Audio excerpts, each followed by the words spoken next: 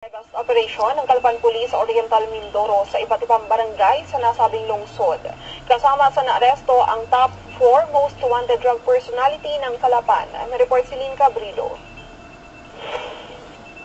Arestado ang 9 na katao kabilang ang top 4 most wanted drug personality sa bypass operation ng Calapan PNP sa iba't ibang barangay sa lalawigan. Kinilala ang mga sospek na sina Marvin Magundayaw, top 4 drug personality, kasama si Wilmar Maravilla, Felix Pagsinuhin, Jason Mayor, Ronald Mayo, Benjamin Mayo, Arnold Rotoni, Michael Borromeo at Eloisa Lizette Catoy. Nakumpiska sa kanila ang 15 transparent plastic sachet ng shabu na may timbang na 9.06 grams at tinatayang nagkakahalaga ng 68,000 pesos. Mga cellphone at mga perang ginamit na pambili. Kinasuhan ng mga ito sa kasong paglabag sa RA 9165. Para sa Eagle News, Lynn Cabrido, IM1 325.